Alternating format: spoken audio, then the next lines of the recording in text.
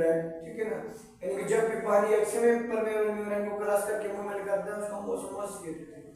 फिर हमने ऑस्मोसिस के लिए 3 कंडीशंस पढ़े थे, हाइपरटोनिक, हाइपोटोनिक और आइसोटोनिक। हमने हाइपर और हाइपो पढ़ा था, आज हमने आइसोटोनिक पढ़ना है, ठीक है। अच्छा देखिए आइसोटोनिक दो बातों पर मुश्तमिल है, आइसो एंड टोनिक। आइसो का मतलब सेम, टोनिक का मतलब condition. The medium in which cell is kept in isotonic medium. ऐसी condition, ऐसी condition in which cell is kept in isotonic medium, जिसमें हमने सेल को कैसे मीडियम में रखा है, आइसोटोनिक मीडियम में रखा। अब आइसोटोनिक मीडियम क्या होता है, ऐसी medium where solute and solvent concentration is equal inside and outside of cell। अब यहाँ पे देखो हमने सेल को ऐसी जगह पर रखा है जिसमें सेल के बाहर और सेल के अंदर सोल्यूट और सॉल्वेंट दोनों की कंसंट्रेशन क्या होती है, बराबर होती है। यानी कि आइसोटोनिक मीडियम में ऐसा मीडियम होता है जिसमें हमने सेल के बाहर वाली साइड और सेल के अंदरूनी वाली साइड दोनों पे सोल्यूट और सॉल्वेंट की मकदार बराबर होती है। जैसे कि सोल्यूट की अगर आप बात करें सेम बोथ साइड का मतलब होता है inside of cell and outside of cell.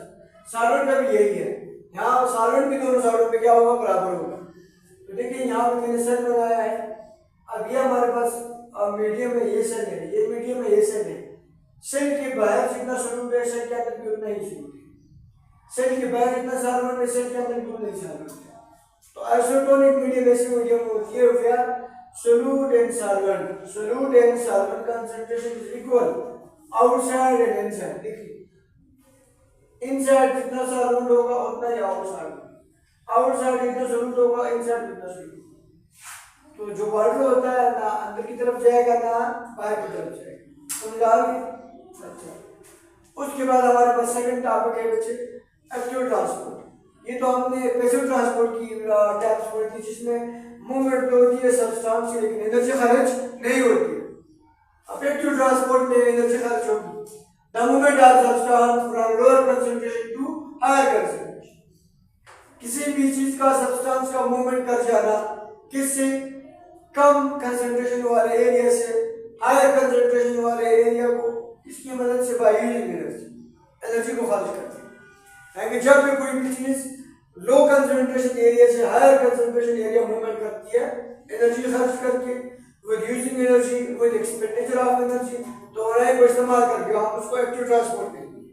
इसकी आपके बुक में 2 टाइप्स दी हुई है, एंडोसाइटोसिस और एक्सोसाइटोसिस। अब हम एंडोसाइटोसिस को पहले डिस्कस करते हैं। एंडो का मतलब होता है इनसाइड, साइटोस का मतलब होता है मूवमेंट, साइटोस का मतलब होता है मूवमेंट। तो ये हमारे पास सेल है।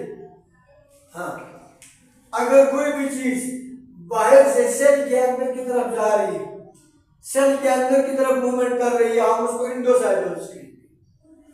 The movement of substance from outside to inside of cell, चीजों की वो हरकत जिसमें चीजें बाहर की आउटसाइड से सेल के अंदर की तरफ जा रही है उसका एंडोसाइटोसिस।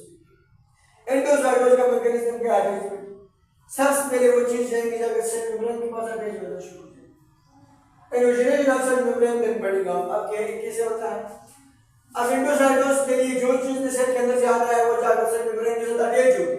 ये अटैच होने के बाद सेल मेम्ब्रेन अंदर की तरफ धंसना शुरू हो जाएगा। एक वक्त ऐसा आएगा कि सेल मेम्ब्रेन को लेकर वो चीज अलग हो जाएगी, यानी कि सेल मेम्ब्रेन को अपने साथ लेकर अंदर की तरफ जाएगी। समझ आ रही है, इसको हम एंडोसाइटोसिस। फिर एंडोसाइटोसिस की हमारे पास 2 टाइप्स है, फेगोसाइटोसिस और पेनोसाइटोसिस।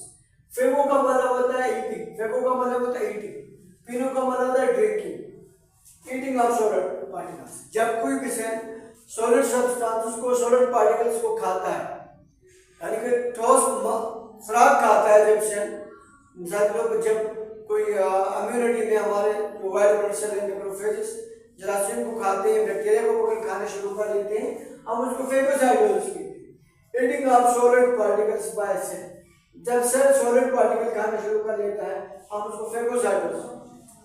और इसी तरह जब सेल पानी पीना शुरू करता है, फ्लूइड को खाना शुरू कर लेता है, पीना शुरू कर रहा है, हम उसको पेनोसाइटोसिस। ठीक हो गया। उसके बाद बचे हमारे पास है एक्सोसाइटोसिस। एक्सो का मतलब होता है आउटसाइड, बाहर, टोस का मतलब मूवमेंट।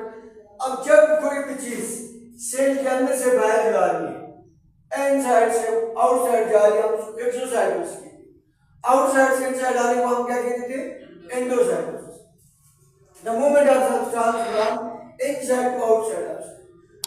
जब भी कोई भी चीजों की मूवमेंट अंदर से बाहर की तरफ, हम उसको एक्सोसाइटोसिस। ये भी इसी तरीके से ये सब्सटेंस है, अंदर से जाएगा बाहर से मेम्ब्रेन के साथ मिल जाएगा, फिर दोनों थोड़ी टाइम के बाद सेल मेम्ब्रेन की आउटग्रोथ स्टार्ट हो जाएगी बाहर की तरफ। एंडोसाइटोसिस में इनसाइड मूवमेंट, यहाँ पे आउटसाइड मूवमेंट।